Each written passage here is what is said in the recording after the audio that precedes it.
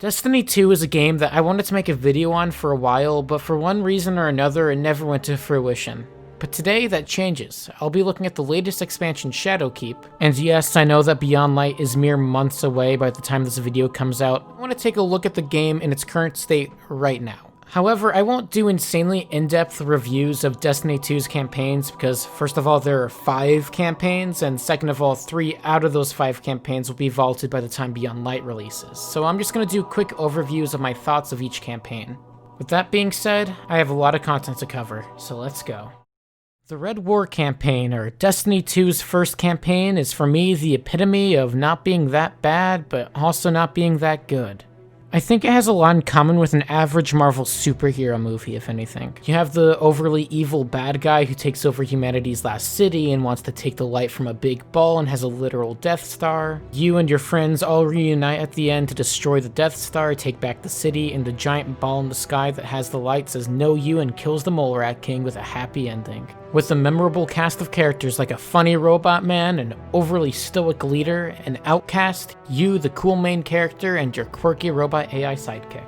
The only character that I felt like was sort of out of the ordinary was Cora. Now, does this make the Red War's plot bad or their characters bad? No, not at all.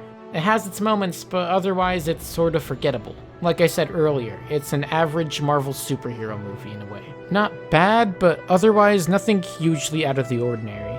And the gameplay also reflects that, with the first mission being really good, but a lot of other missions sort of pale in comparison. Being too linear, boring, or in some cases being stretched to make the campaign longer than it should. With some missions being really good, but those being far and few in between to make me recommend the Red War for its story or gameplay. Once again, it's not bad, but it's not really good either. Overall, it gets a 5 out of 10. Curse of Osiris, or the first expansion of Destiny 2, is really boring.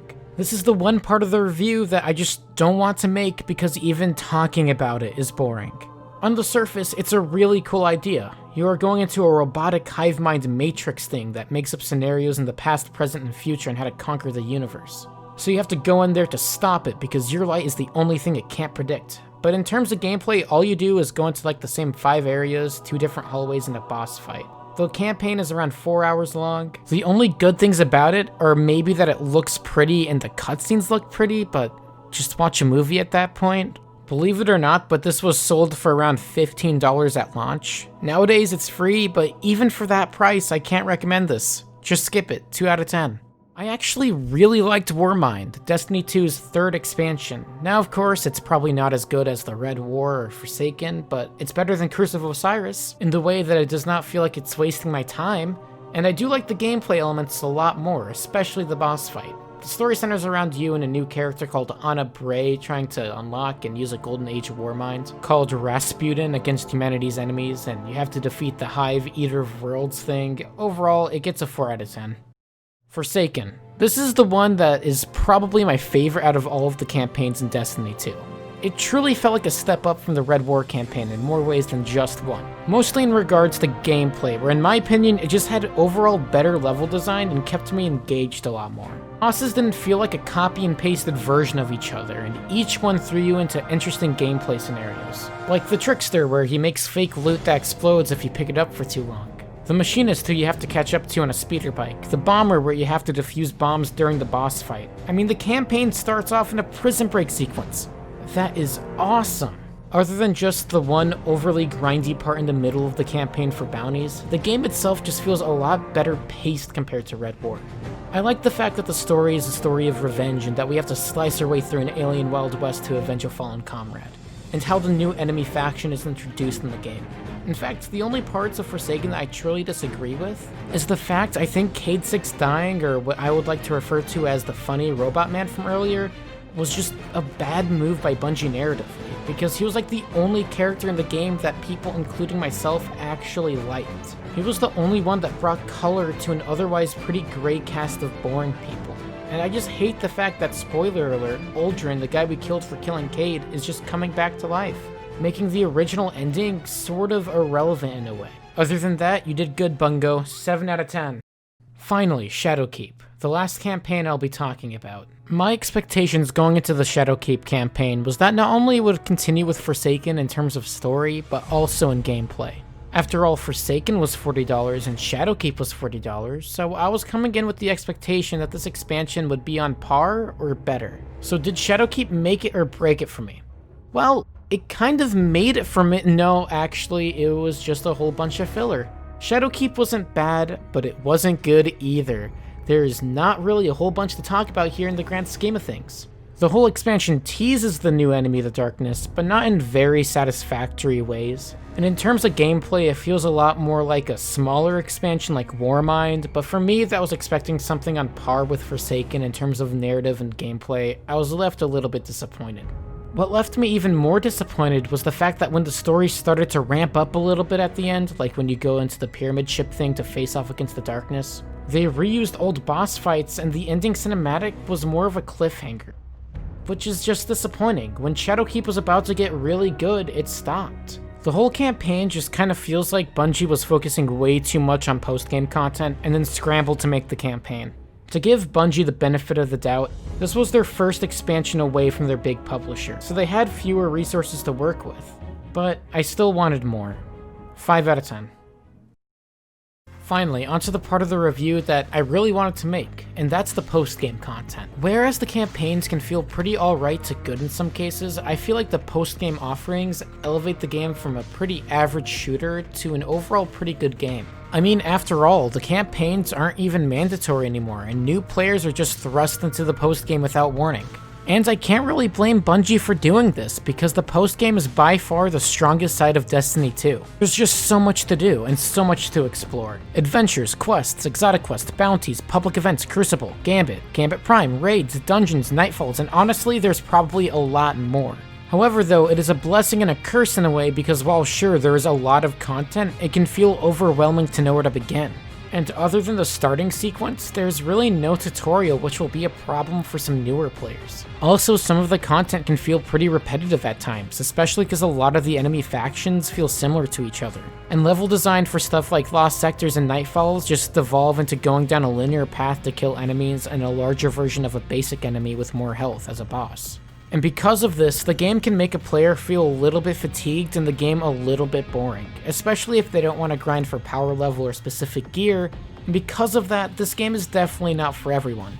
Other than that though, I think Destiny 2 for what it is a pretty solid package, even for the free version.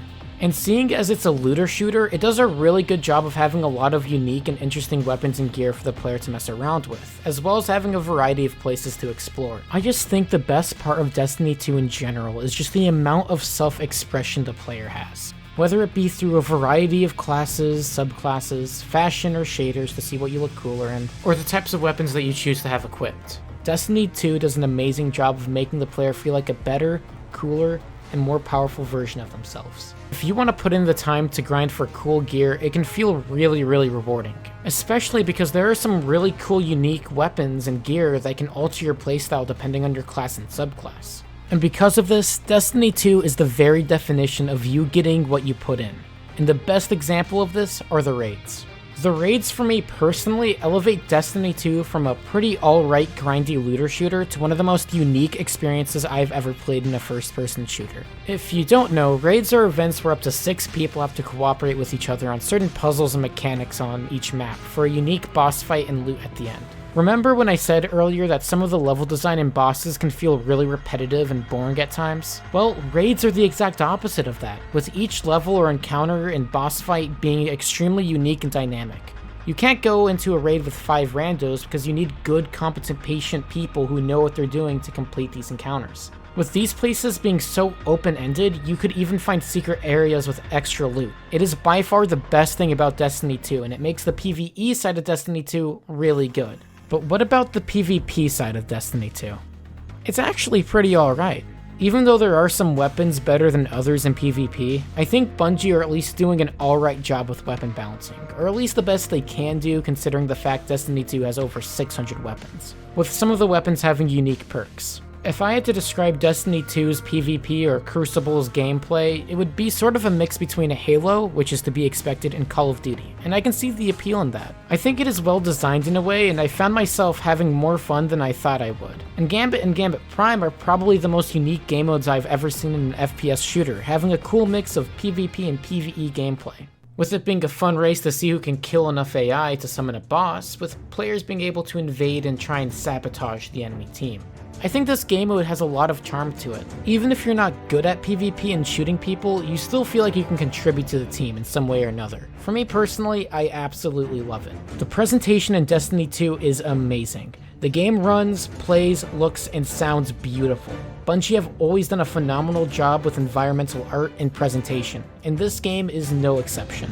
Like, holy cow, every once in a while I just want to sit back and just appreciate the level of detail and the time that each artist at Bungie must have taken to make this game look the way it does. It looks breathtaking at times. Each environment feels alive in some way, and the music just elevates it even more. Michael Salvatore is a great composer in general, and gives Destiny 2 a unique feel compared to other shooters. The game is also pretty well optimized, which is impressive for Bungie's first PC game in like decades at this point. The cinematics look beautiful.